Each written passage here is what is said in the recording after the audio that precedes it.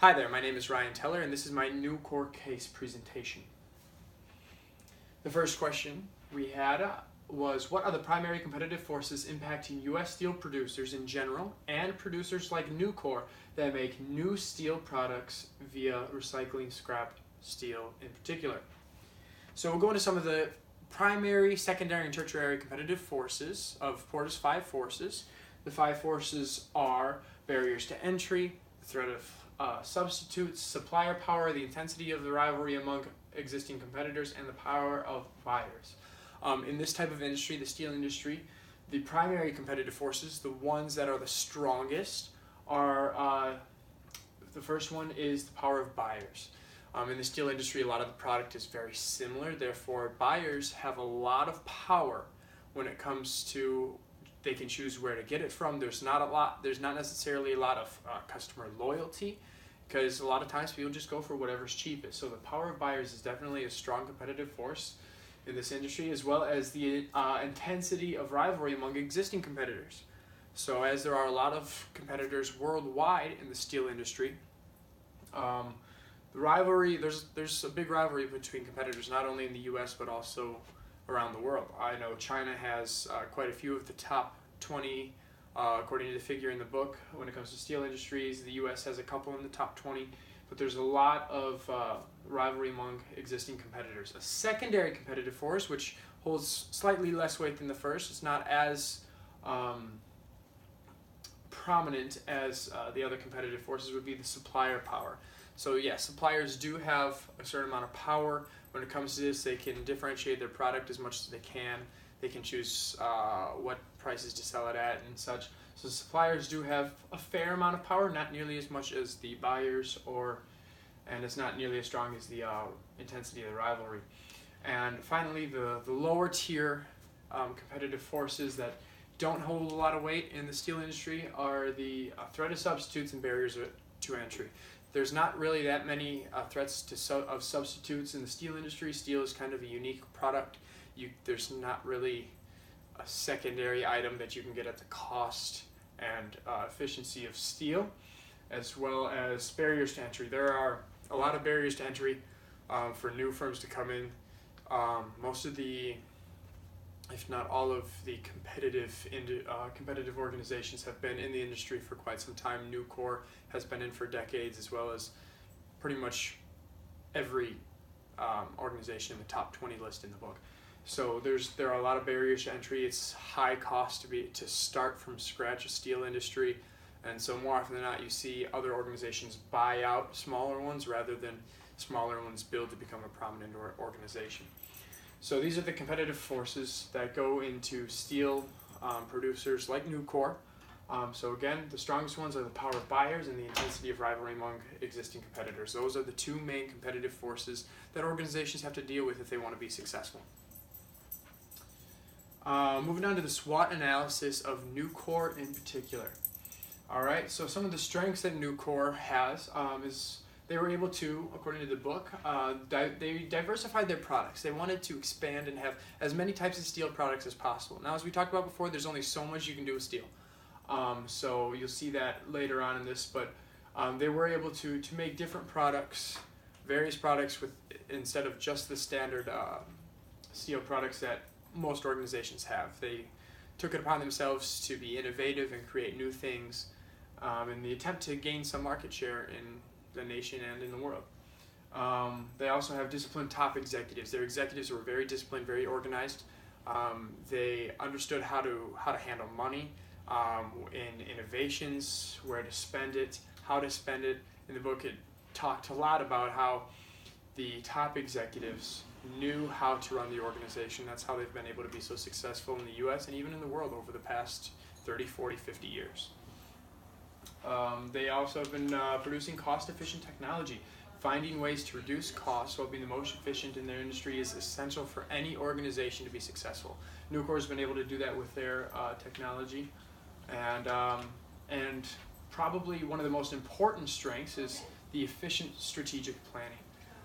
Strategic planning, we know that organizations rise and fall from the top.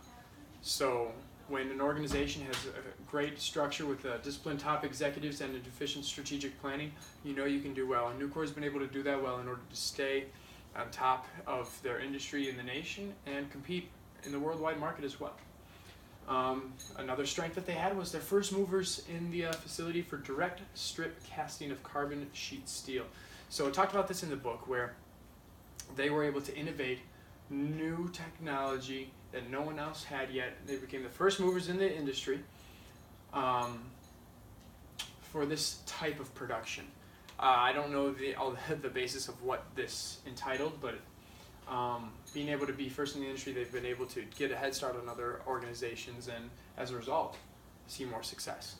And finally, they have a strong environmental sustainability commitment. Certain laws have been passed that require organizations like these to check the amount of, the fumes that are released into the air, to make sure that at the proper levels for the environment. A lot of organizations didn't like doing that. Nucor made it one of their primary environmental objectives, that they're doing this even when other industries were apprehensive about utilizing these technologies to test the air. Nucor did it right away, and that's, I believe, one of their strengths, to show that, hey, they can have a strong image rating as an organization because they care about the environment and the environmental impact that they leave on the world as a result of their industry operations. Next, we go into the weaknesses. A couple main weaknesses that I saw was, one, obviously, the centralization around just steel in the industry. Nucor is a steel organization, so the problem becomes, what happens if the demand for steel automatically or out of the blue starts to decrease? They don't have a lot of options outside of steel, so if something happens with the steel market, they're out of luck. So that's one weakness. While they've been able to be successful now, we don't know exactly what demand holds for the future, and to see how much steel, if there's ever anything that comes into play that makes steel less utilized, then steel corporations like Nucor could be in trouble. Another weakness that they have is they have a lack of worldwide diversification. Almost all their plants are in the U.S., if not all their plants are in the U.S.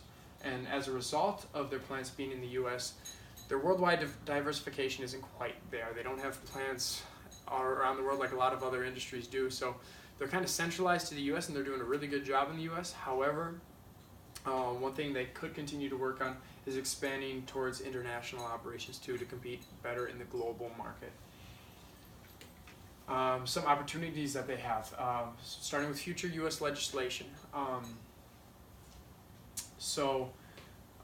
U.S. legislation, especially in terms of imports, taxes on imports and tariffs and stuff like that, opportunities grow for U.S. industries like Nucor when the U.S. puts extra taxes and tariffs on imported objects from other countries.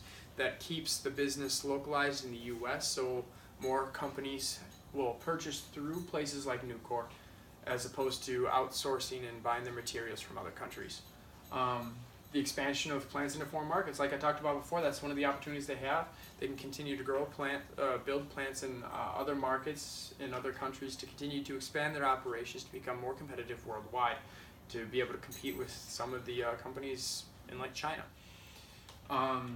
They can expand through acquisitions. One thing Nucor has done really well is they've bought out a lot of smaller companies.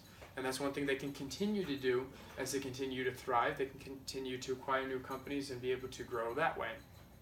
And also they have opportunities in technological advancements. New technologies are always coming out to enhance the efficiency of product making, especially with organizations like Nucor. Nucor's done a good job of being able to stay up to date on technologies, and even as I talked about before, they were a first mover in one of the new technologies that came out. So as they have the opportunity to continue to do that, I believe they could see some great success. Some threats.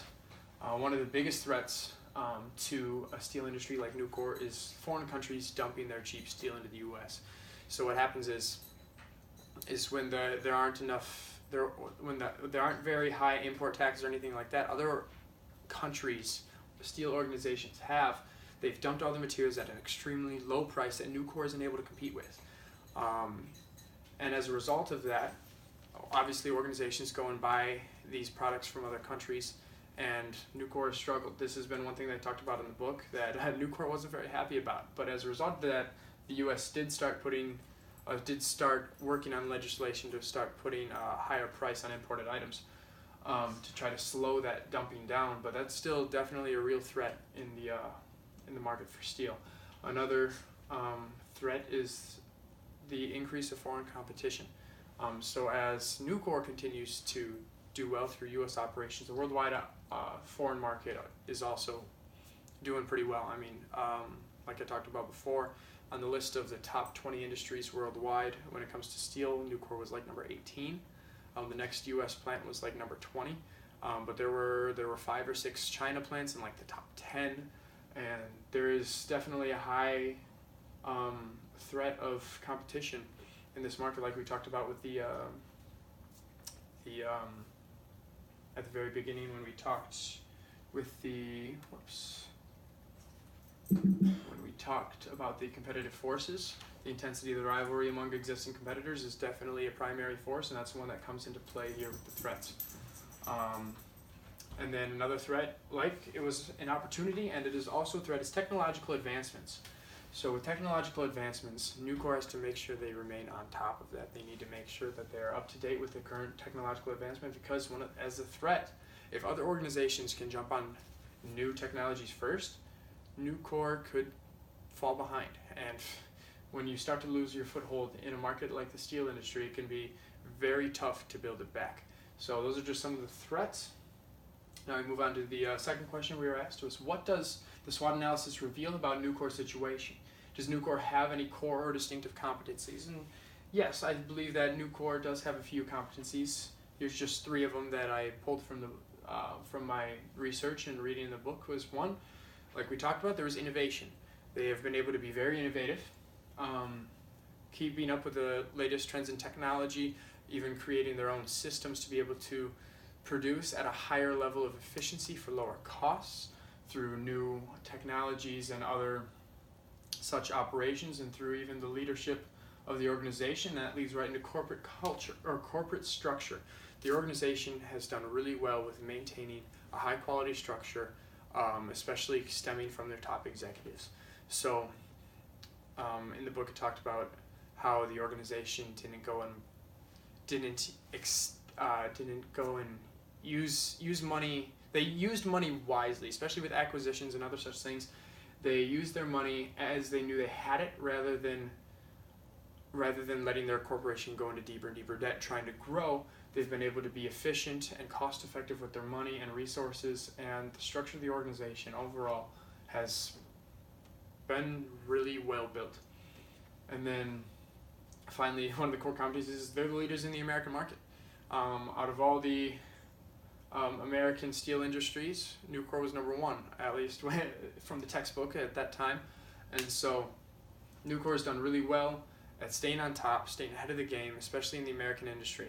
They have opportunities to grow. They've got opportunities to enhance and better themselves as an organization, especially in the worldwide market, but they are on the right track. They're building as an organization within the country, and it looks like they could also have great potential to build outside the country as well. So in conclusion, they're doing well.